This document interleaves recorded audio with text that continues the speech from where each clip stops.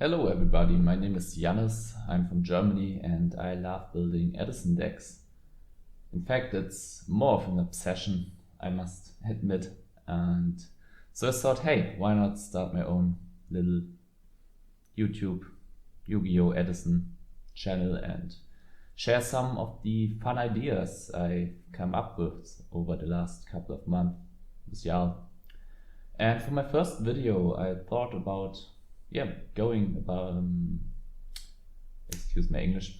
Going over some fun ideas, and I was a bit inspired by the Team Starlight video that came out like 1 or 2 weeks ago, where they talked about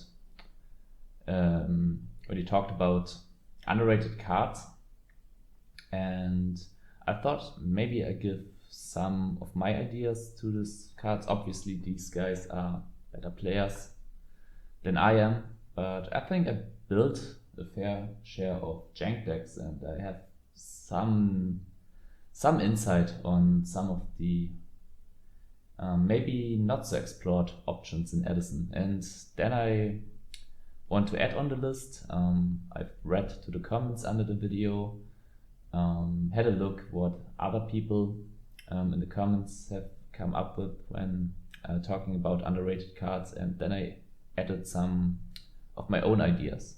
So with the first part, I just want to add some thoughts, because I think, the guys from Team Starlight, they talked most of it.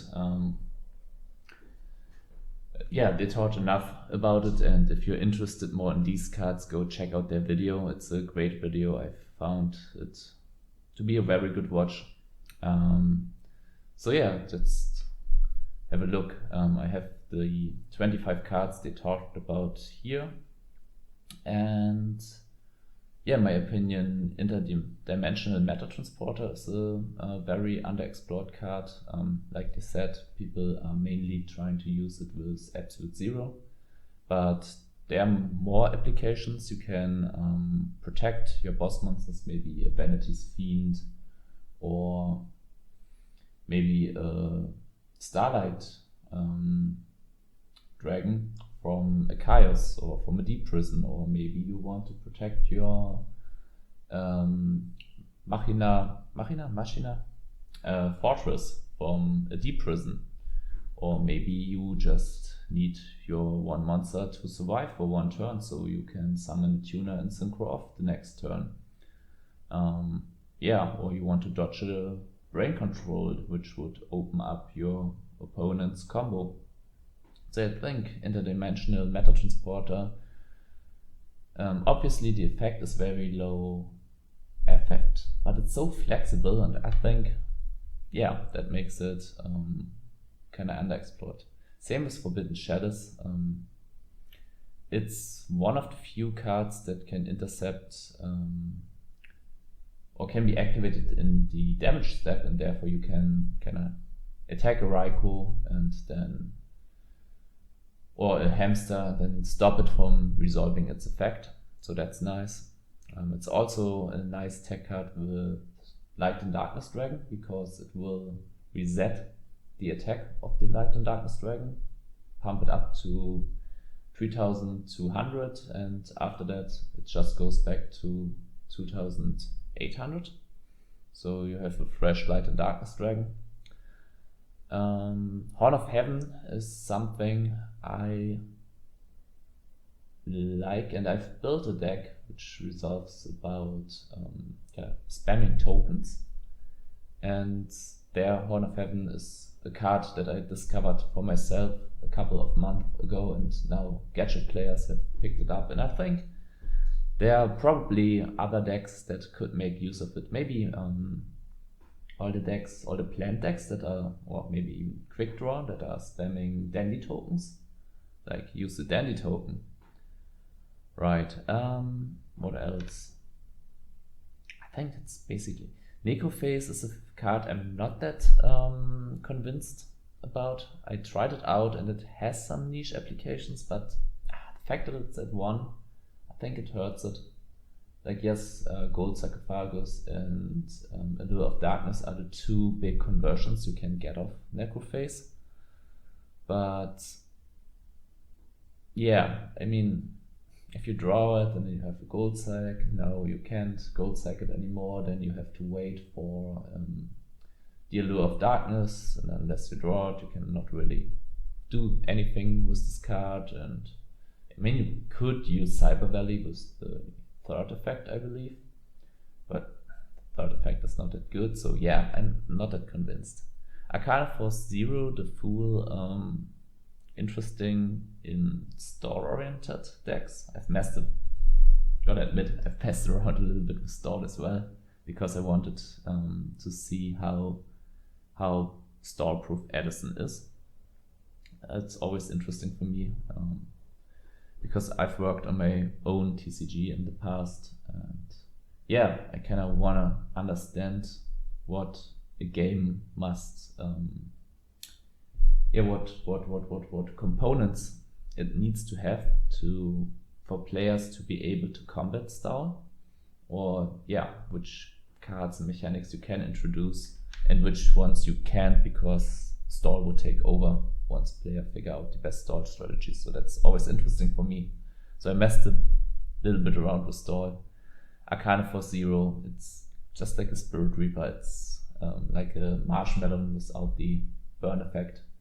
And if you sheet it out with Nova Summoner or with the Call of the Hunted, and you get the Tails effect, it's pretty hard to remove for some decks.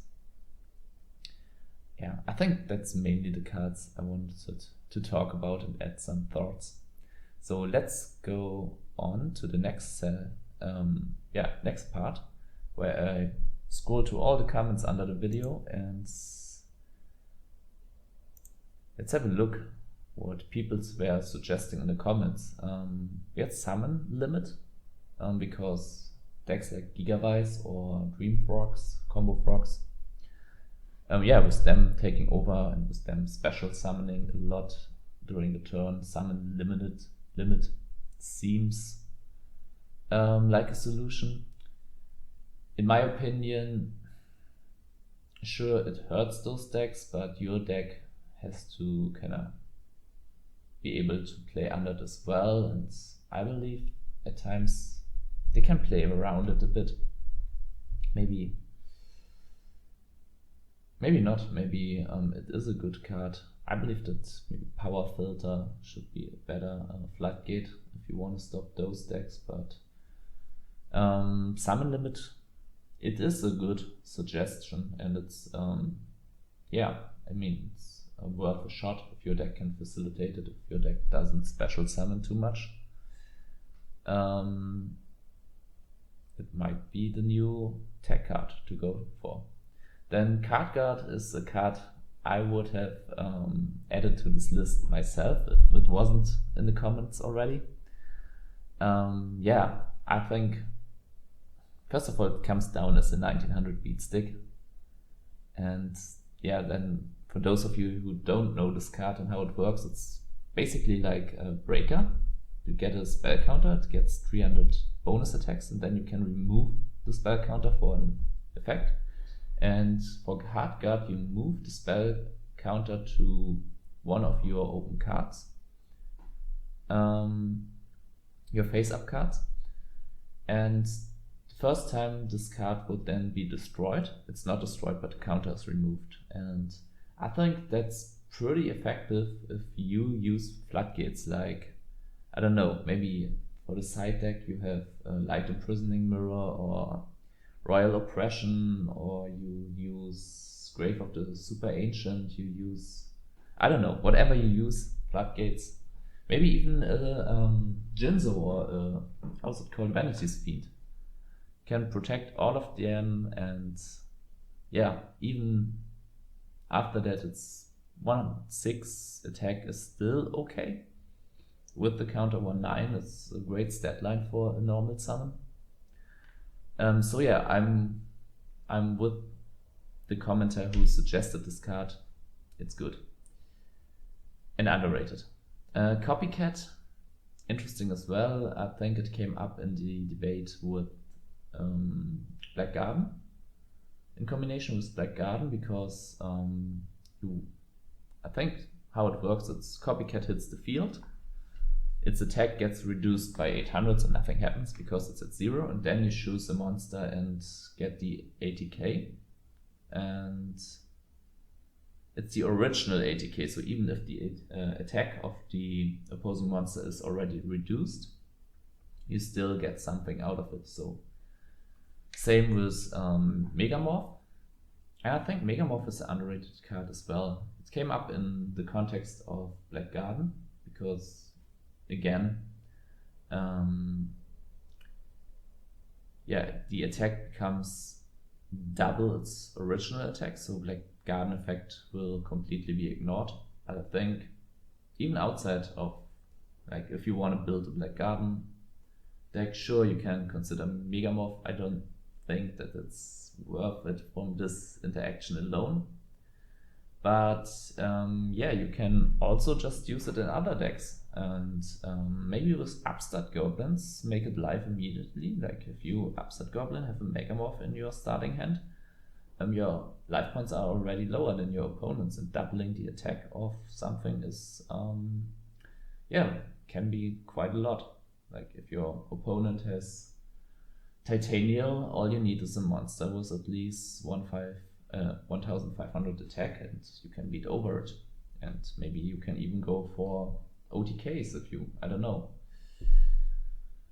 summon a gear, get Children Dragon, which goes up to 6000. That's spooky.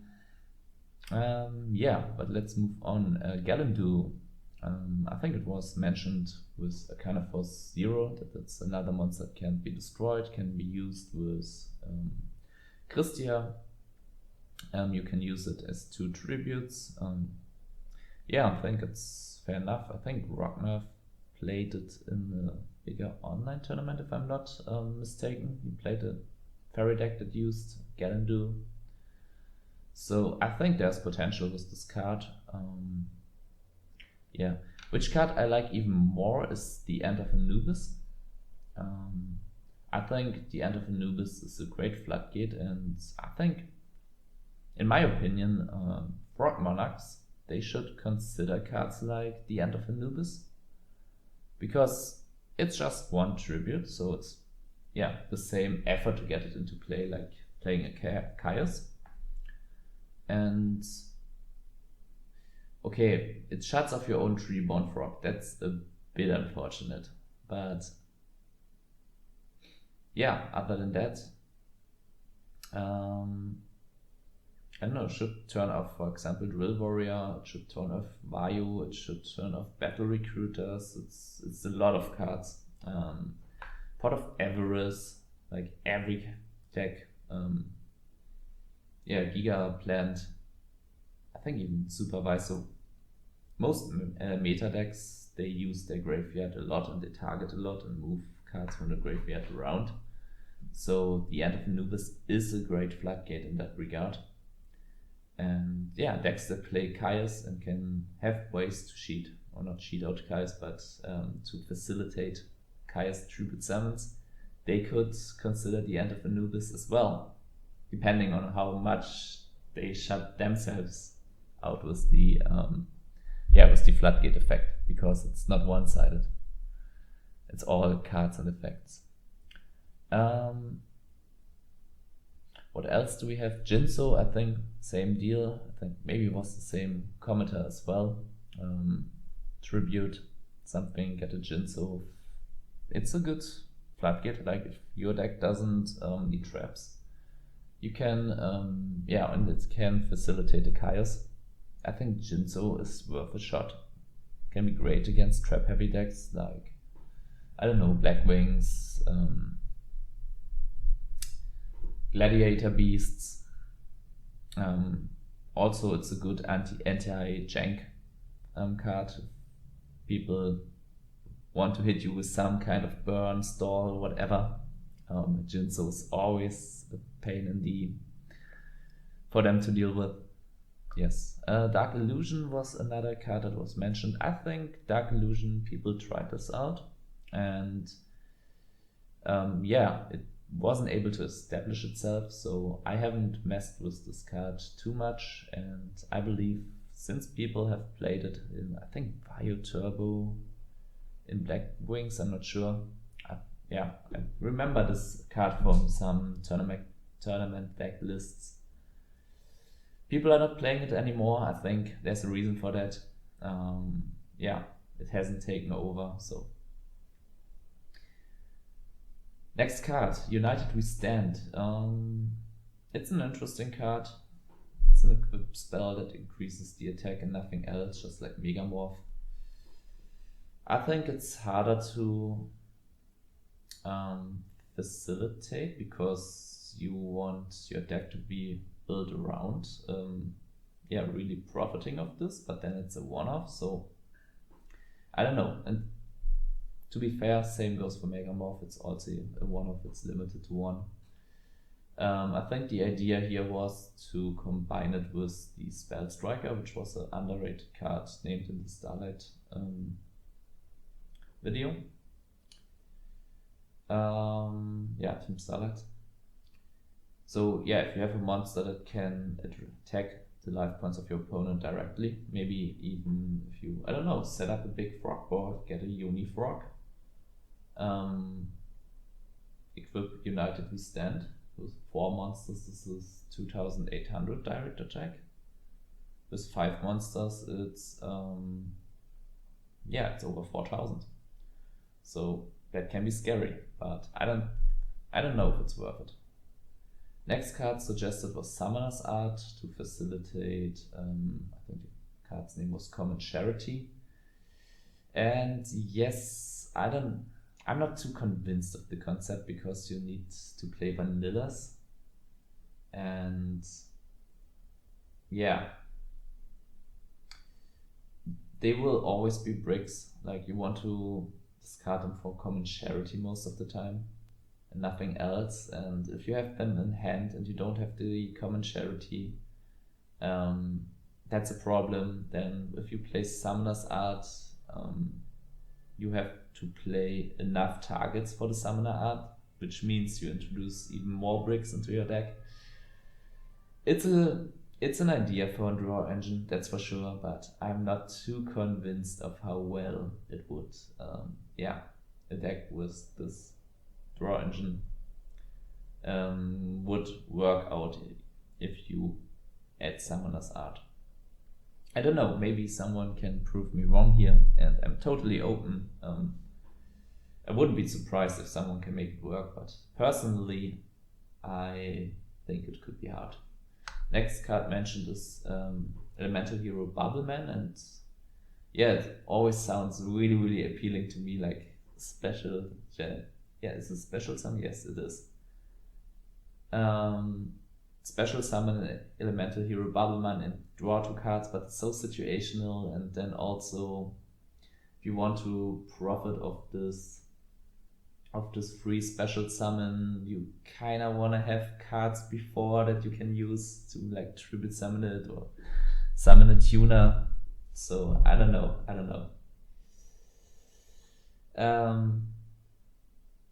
Yes. What else? Then we have Arcana Force 21, The World. It's an interesting card, that's for sure. Wait, let me turn on the light. I'm new to this YouTube thing, so the lighting and stuff like that needs to improve.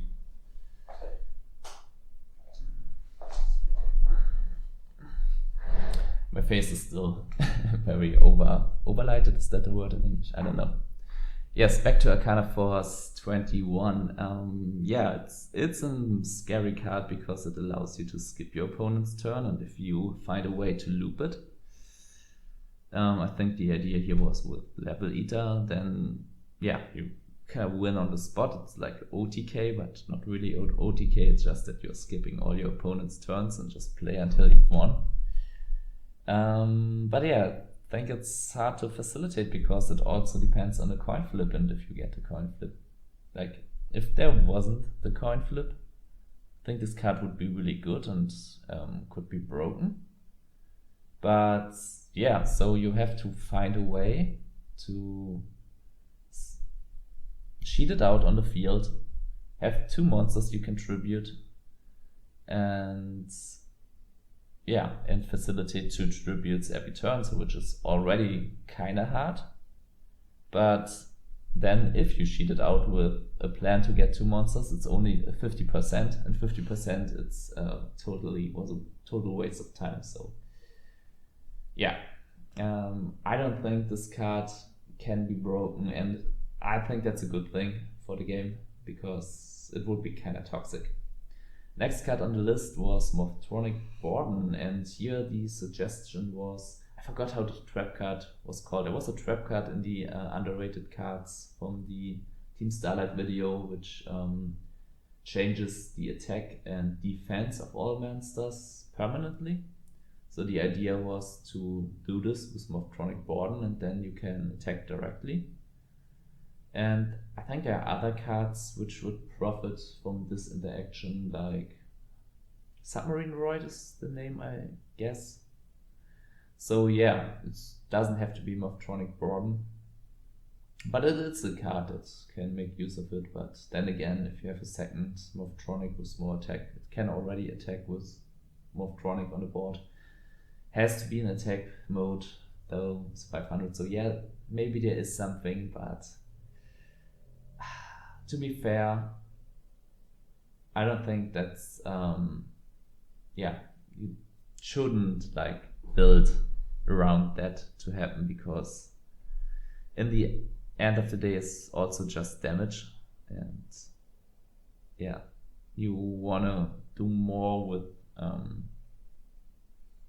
your cards than just go for damage. Like attacking directly, you use a normal summon to get a Morphtronic, you use your attacks, and you don't gain any card advantage. It's like burn spells. Sure, 1800 burn is nice, but there are other cards which do this and don't require a combo. Like, I don't know, maybe just a Magic Cylinder can do the same damage, and I don't know. Not convinced. Badlands was another card with this trap which changes attack and defense. You can use your Dupe Frog, get it 2000 attack because that's its defense. Then you get to over 3000 with Wetlands, so that's nice. But I mean, if you play Wetlands and you play frogs with it, then I think that's a combo. I think that's valid. Like, if you want to play this, you can use the trap that switches attack and defense for as a tech card, because other than that, you can also use it to kind of make a Chaos small or a Vanity's Fiend small or whatever. Next card that was suggested was Infernity Guardian. And Infernity Guardian, I found this card when I got into Edison. I found this card myself, and I was really curious if it would be good. But strategies that resolve around getting rid of all your resources in hand, it's always kind of hard. You kind of want to hold your resources a lot of times. Don't commit too much onto the board, and even then you end up with a card that's unkillable, but it's hard to use it if you have to kind of get rid of all your cards onto the board. So now you have this thing, but you don't have cards in your hand to kind of make something with it. And also it can still be banished, so every Chaos will just get rid of it, and all the setup is for nothing. Could be interesting in stall strategies. Like I said, I've looked a bit into stall strategies myself, but even then, in stall strategies, you can't commit all your resources onto the board, because if there's a Black Rose Dragon, a Heavy Storm, or I don't know, any of these board wipes, that's kind of bad. So yes, I don't think that this card can be broken, but it's interesting. I give you that. Jubel was a card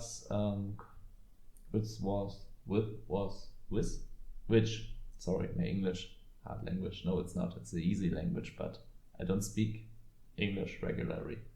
Jubel was a card which was suggested to be used in combination with Damage Condenser, and I can see this. It's 0 attack, so every battle damage you take, you can get out a Jubel. If you want to play Jubel, Damage Condenser seems to me like a good tech card, so go for it.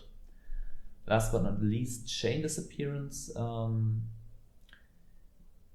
I think this card, I think it's not underrated, maybe a little bit, I don't know. I think people include this in their side deck. It's a card people are aware of, so could it be played more? Maybe, with all the crazy combo frogs and with Lone Fire Blossom. Yeah, Chain Disappearance sounds really good, but I don't necessarily think that it's underrated, in my opinion. Okay, so last part of the video, let's have a look at my underrated cards. And I have a list. I found 30 cards that I find kinda underrated. Maybe for the sake of keeping the video not too long, maybe I wanted to cut it to 15, maybe I cut it to 10, and then I can make a second video and give you the last 20 ones. I don't know, we just start. Maybe I give you 15. And I divided my cards into 3 categories.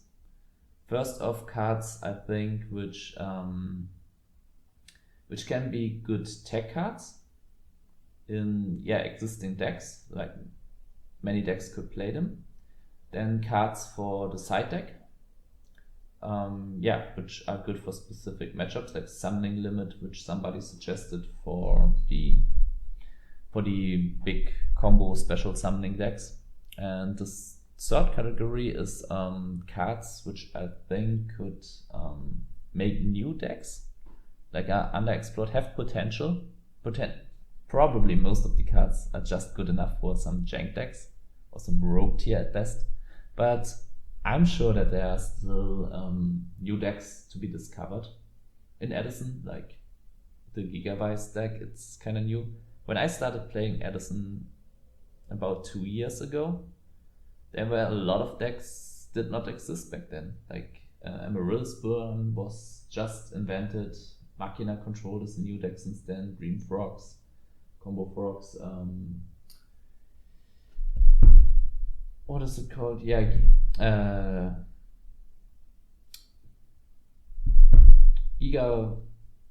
Gigabyte. Now I've got it. So I don't know. There are definitely more decks that are still waiting to be discovered. And I think I might have 1 or 2 ideas that are not polished enough to break into the meta, but have potential, and I want to share them with you in future videos. So maybe this is the part where I plug maybe you want to subscribe and see what I've come up with, and maybe laugh about my ideas and say, no, these aren't good, and maybe say, these are interesting ideas. Maybe I can cook something with that, and yeah. I think it's always important that more than just one person adds ideas into a deck for it to become good in meta, relevant. So yeah, let's get into it. So first off, I think that Phantom of Chaos is a card which is underrated.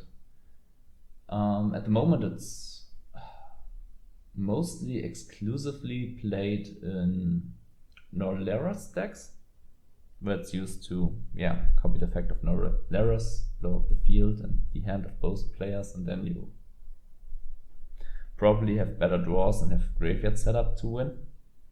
I think this card can be used in other decks as well, like, I don't know, copy a Judgment Dragon and blow up the field with just a normal summon.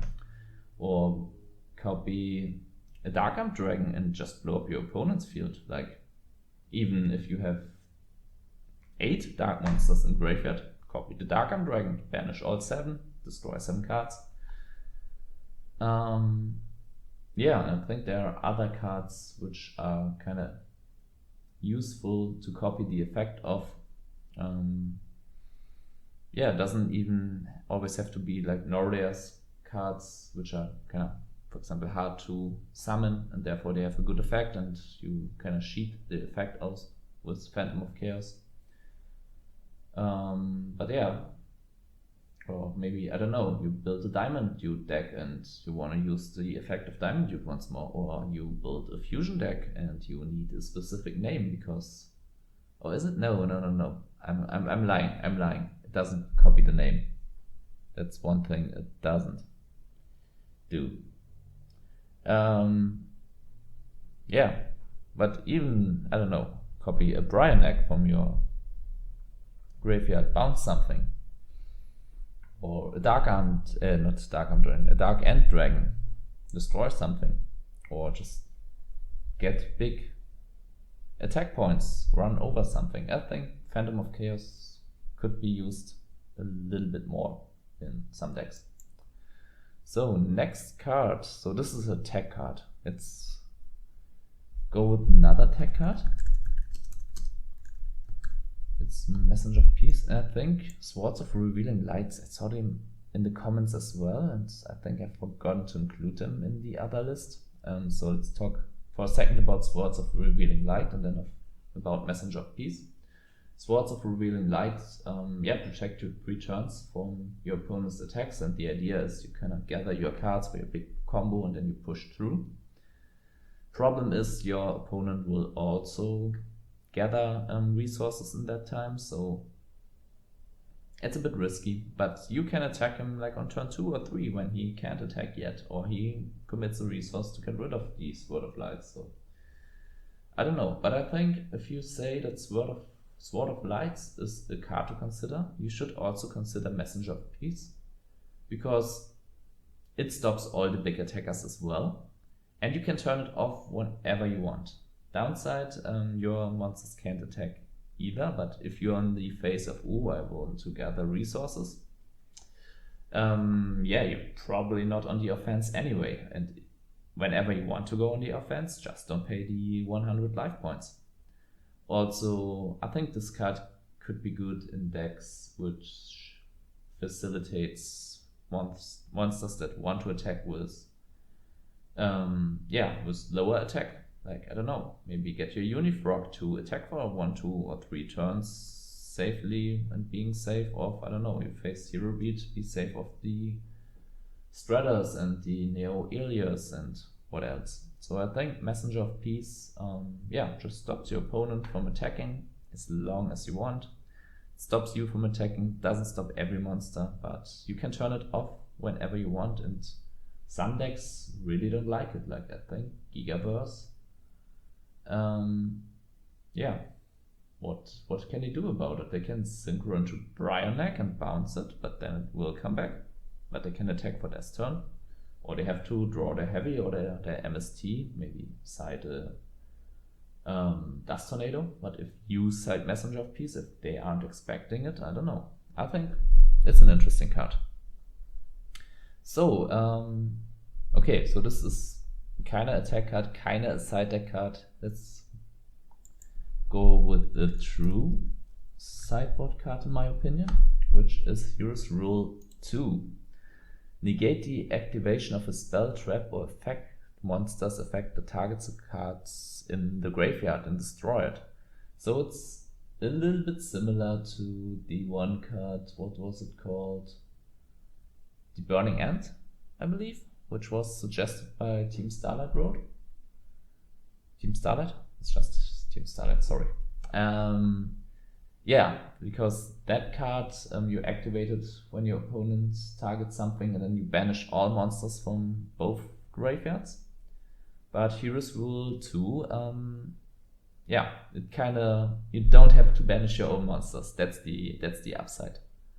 So if your opponent wants to grow, the monster in your graveyard, you can Hero's Rule to it, and yeah, you can still go for your Pot of Avarice, or go for your Phantom of Chaos Norrare's play, or go for your Machina Fortress summon. So yeah, Hero's Rule 2, it mainly protects you from Crow, but it can stop other cards as well. Like it can stop Soul Release, it can stop how's it called? Pot of Avarice. Yeah, it doesn't stop Vayu, because Vayu is already in the graveyard, and if you negate the activation, it just stays there and goes again. But yeah, probably other cards like Zombie Master. So I think Hero's Rule 2 in decks that fear DD Crow or Soul Release, I think it's a decent card, and you can side it in matchups where you know your opponent is playing Pot of Avarice or other cards that target in the graveyard. So that's, in my opinion, it's an interesting side card, but not for every deck, because if you want to hedge against a Pot of Avarice, your own DD Crow probably is better, because it does more, can attack more things than Hero's Rule can. Next true sideboard card, and I mentioned this before, it's Grave of the Super Ancient Organism. Kind of long name. Level 6 or higher special summon monsters on the field cannot declare attacks, nor can players activate their effects. So this card, I think, is, I don't know, it shuts down Monarchs, it shuts down a lot of Synchro monsters, Burnak, Gojo Guardian, Thorpe Ruler, all the level 8s. Yes, but, oh sorry, it doesn't shut down Monarchs. Monarchs are level 6, but they don't get special summoned. Only Kuras at times, but nobody plays Kuras. Sorry, I'm not spreading misinformation. But all the Synchro stuff and Gigabytes, they special summon big monsters. What else? Machina Fortress. Okay, you don't want to side it against that deck, because that plays Kaios and Aiko, and they can easily get rid of it. But yeah, every deck that loves to special summon, mostly Synchro decks, they kind of struggle with this deck. It's, not every deck can play it though, but decks that can play it, I think they should consider it.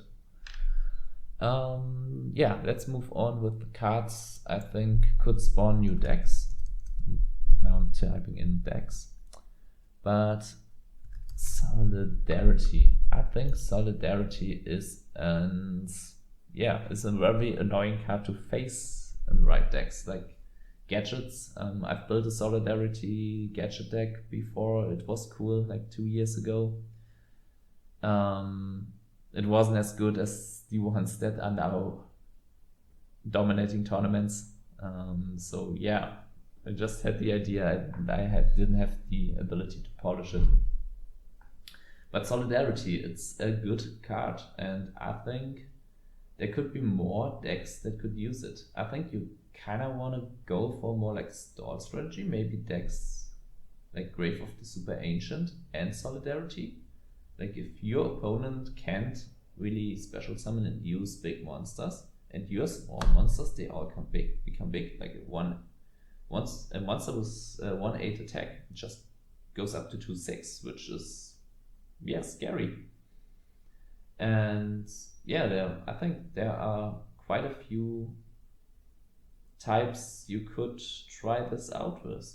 Even plants. I tried to make it work with Black Garden. Build a plant deck, and then you get these tokens with 800 attack, and they go up to 1600 attack, which isn't much, but if you consider that every monster your opponent summons gets its, not summons, but normal and special summons, I believe, gets its attack halved, so 1600 is quite a lot. Yeah, I think there is still room for innovation. It's hard though, because you can only play monsters of one type, or you have to do something like DD Warrior Lady or Cyber Valley. But these are risky. If they don't get attacked, if you can't banish them, if they get Raigeki braked or something, yeah, your solidarity is now turned off unless you remove them from the graveyard, which is,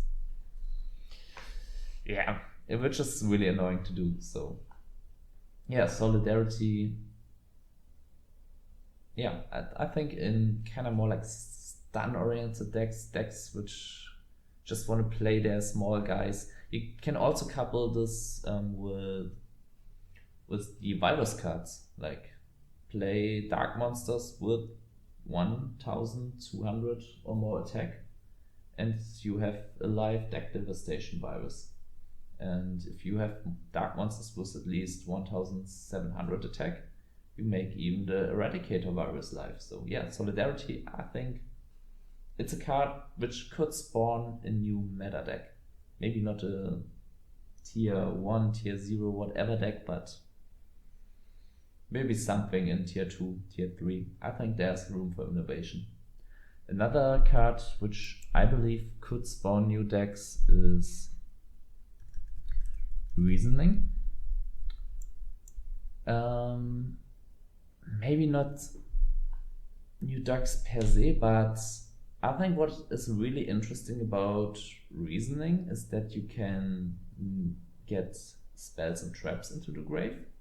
And there are two that come to mind for me immediately. The one is Guild Successor. I think everyone kind of knows this from the Rhino deck, Winged Rhinos. Which is a card, if you mill it to the graveyard, you just have a free battle trick, 800 attack. It's, yeah, same as with Solidarity, gets you over stuff. But I think another card people are forgetting is Good Goblin Housekeeping, which, for those of you who have forgotten it,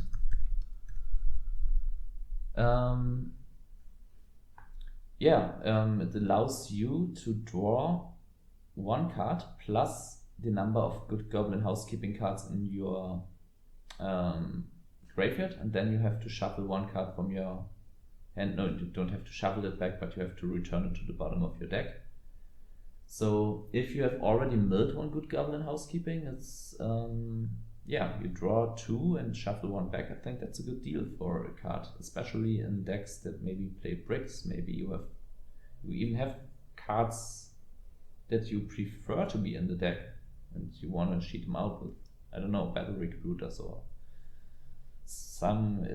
Edison's not a format which has too many garnets, but some cards you want to have in your deck rather than in your hand. And also with decks which are prone to brick, you can you don't mind those bricks going back into the deck for now. So yes, I think Reasoning is another card which could be used alone for its milling spell and trap cards, then also getting potentially a free special summon is also nice if you can tailor your deck to get a good monster, like a big one. I don't know, maybe you play a lot of level 8s, you play Good Goblin Housekeeping to unbrick your hands a little bit, and you combine these two. I think there's potential. And Good Goblin Housekeeping, it's also the next card on my list. Because like I said, if you get one of these into the graveyard, you can even discard them. You discard them for Raigeki Break, for Phoenix Wing Blast, for, I don't know, for, how's it called? Lightning Vortex. You have one in the graveyard. The second one it's plus minus 0, But yeah, since you kinda shuffle back the worst card and you draw 2, it's almost like a +1. And the next one you draw 3 cards and have to shuffle, not shuffle back, but put 1 back under your deck. I think that's really good. Sure, you kind of need 1 in the grave first to make this interaction really worth it. And it's only really worth it if you draw the other 2s. But for me, it's if you have a deck which mills a lot, and a deck which would play Legacy of Yadagarasu, I would consider good Goblin Housekeeping instead, to be honest. Bonus points if your deck also plays bricks. I don't know, maybe Light Swans. These wolves in your hands, yeah, sure, you can discard them for charge. Is it charge? I always forget which one was it, where you discard 1 and then you draw 2. But other than that, you don't mind the wolf going back into your deck, I guess. Okay, next card. So now we have... maybe we stop at 10, I don't know, let's see. Magical Merchant.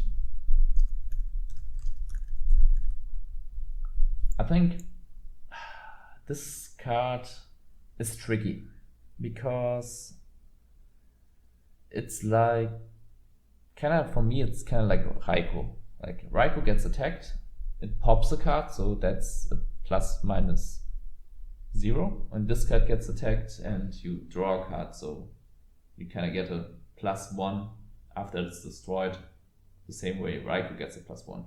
Obviously it's better to destroy a card than drawing a card,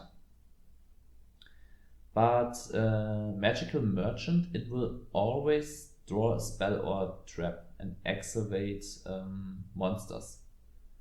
So I think there's value in this, and I put it in the tech category. Maybe it's more suited for there could be a new undiscovered deck.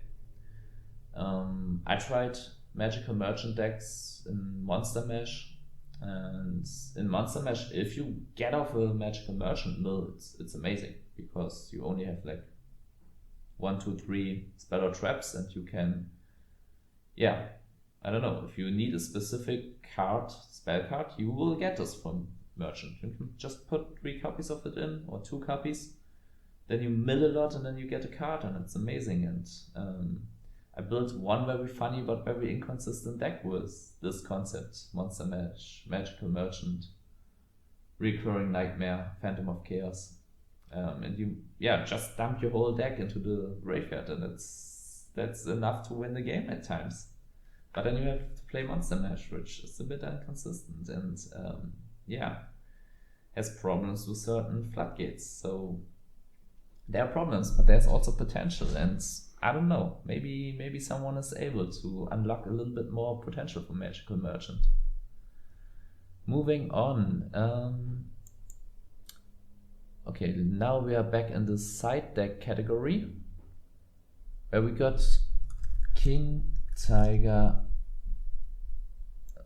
Wang Hu.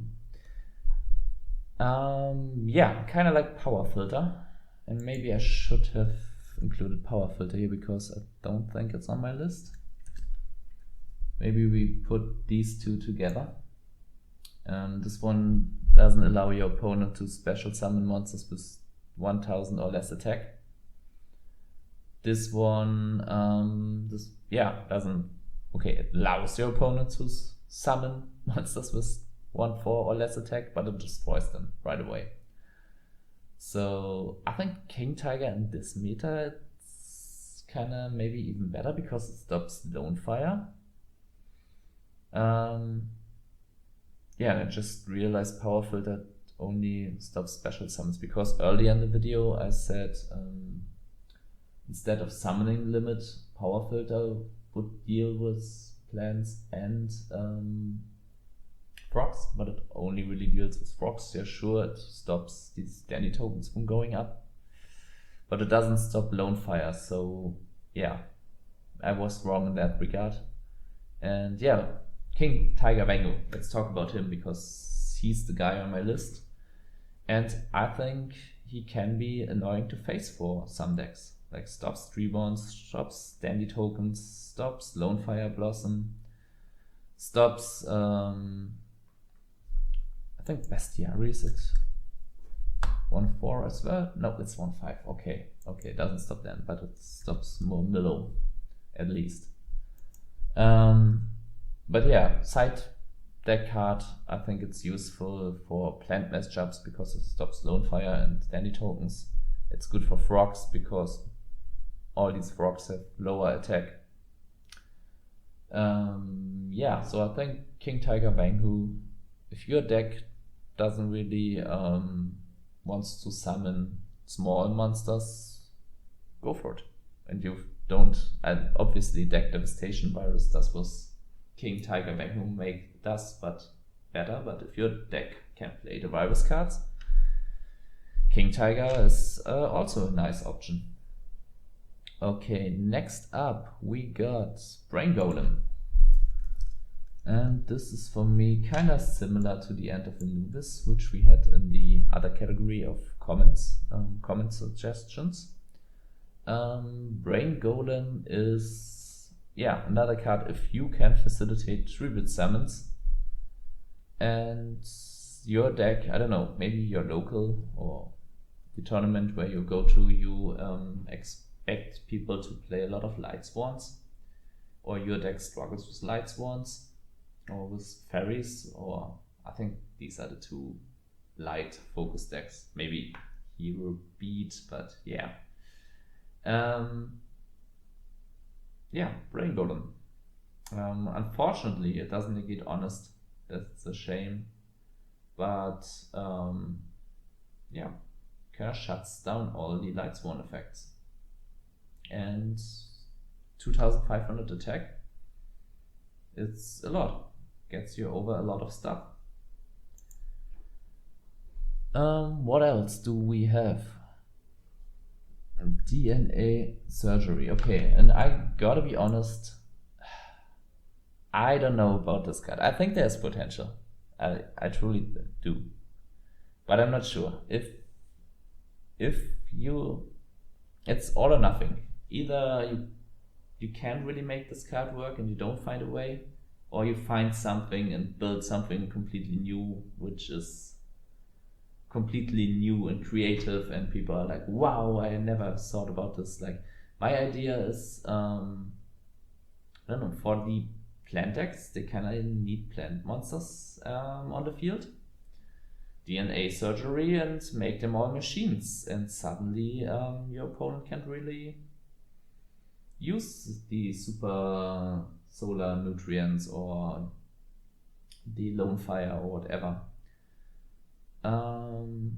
Yeah, so DNA Surgery could be a nice tech card against those cards, and if you declare machine and if you play Cyber Dragons, you can play a Cyber Dragon and fusion summon them all off to Chimera tech. So yeah, I think this card, decks that already run Cyber Dragons, maybe even in the main, which no decks at the time really, or at the moment really do, but if you have a deck which runs Cyber Dragon in the main, maybe you wanna play a DNA Surgery, maybe even in, I don't know, maybe in the main is a little bit too much, but maybe in the side, if your opponent, they play dragons, if they play plants, Fairies don't really care too much about the type on the field, they only care about the type in the graveyard and the deck, so that's not efficient here. But yeah, so you can turn them, all their monsters to machines, and then nuke their board with one single Cyber Dragon. And you could use DNA Surgery for other things, like in the Team Starlight video. They had the one Synchro monster which needs an insect, I don't think tuner, but an insect monster to make the Synchro, the Spider Synchro. So you could use DNA Surgery to summon monsters that you normally wouldn't be able to summon, or use other cards which only benefit a certain type or that punish a certain type, and you turn your opponent's monsters into this type and then you punish them with DNA Surgery. But yeah, it's, I don't know. a pure DNA surgery deck, maybe a bit too much, but I think there's something there with decks that already play Cyber Dragon and need sideboard cards for all the plant decks, because they kinda can do something with it. Okay, how many cards do we have? These are 12, so yeah, okay, come on, let's do 3 more cards. Next one was the deck. Okay, let me have a look. Yeah, maybe let's don't do this. I'll take this one in the next video. Let's do some more tech cards. Soul Rope. We had the Damage Condenser, which allows you to special summon monsters from your deck, and Soul Rope, if you want to special summon a level 4 monster. Yeah, maybe Soul Rope is the card for you. It kind of relies on your monsters getting destroyed, but some decks, I don't know, with Limiter Reverses, that's how the card is called, they kind of can destroy their own monsters or even want to do this. Cuirass is not really a good card in my opinion. But even Tarantuling, or I don't know, maybe you have cards that are hard to deal with unless you destroy them. Maybe your deck can easily make a Colossal Fighter. So I think in certain decks and in certain matchups where you can expect your monsters to get destroyed and you want to special summon a level 4 monster, this card could be really good. It's another starter. It's a bit hard for the timing, because then if your opponent destroys a monster in main phase 1, you still have to protect it for the rest of the turn, so that could be a problem. But yeah, special summoning something out of your deck, always really, really good. And level 4 is a good level, like Summon a Monk is a used card for a reason. Next card, and I think this card everyone knows, but I think it's still underrated. Imperial Iron Wall. Every meta deck is banishing cards. Vayu, they are banishing cards. Black Wings, they also play a Vayu, and they play Deep Prison, and they play Bottomless, and Hero Frogs, they play Miracle Fusion, and the plant decks, they play DDR. They play DDR for a reason. They banish cards with Amaryllis. They banish cards with, how is it called? Mark of the Rose. So Imperial Iron Wall kind of punishes almost every deck. So yes, in that regard, it's a hard card to fit into any deck, because almost every card kind of wants to banish, and not every card, every deck.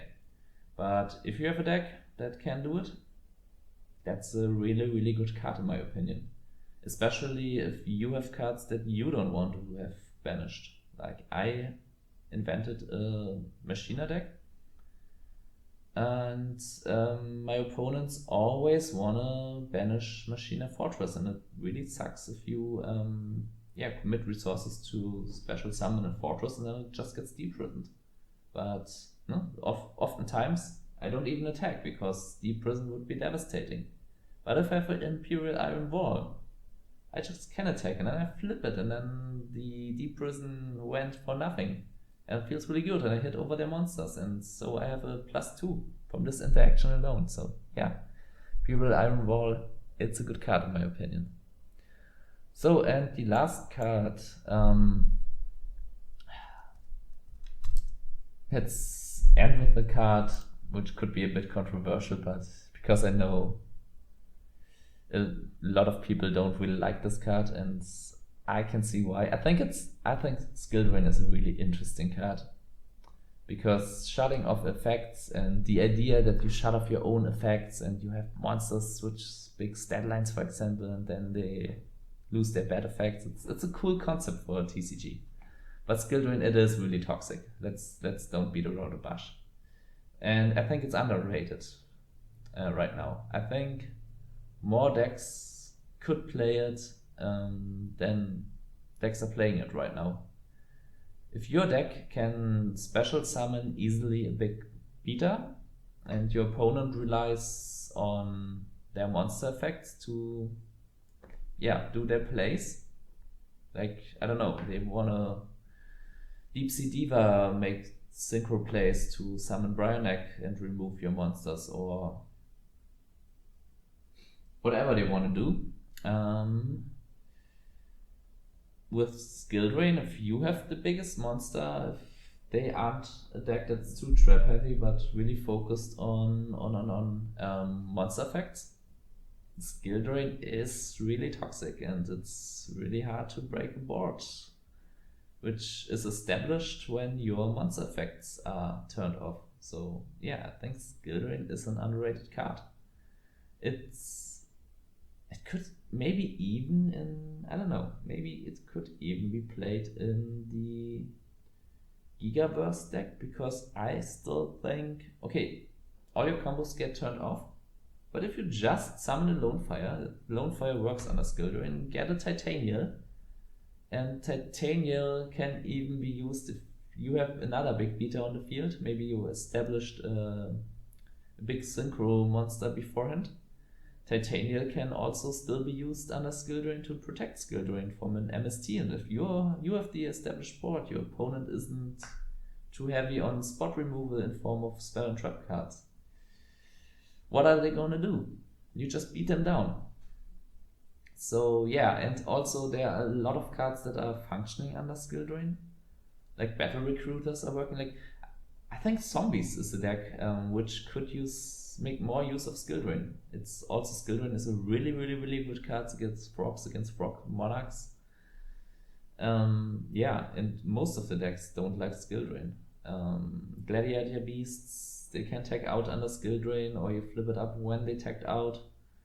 So yes, I think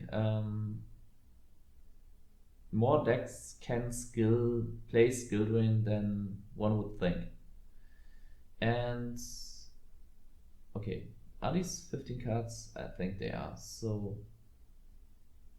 I just realized I found 50 cards that have potential or are interesting in my opinion, but we'll end this right here. And if you say you want to see more interesting, underused cards, tech cards, side deck cards, or cards that could spawn a completely new deck, let me know in the comments and I will continue this list. And if not, I maybe showcase some of my jank or not so jank decks. Some of my jank decks I feel are doing pretty okay. So, and I'd like to share them with you. So yeah, that's it for this video. Leave a like, leave a subscribe, it would help me. It's my first video. It would mean the world to me. I'm passionate about Edison. I want to share this passion with you. So yeah, peace out. See you in the next vid.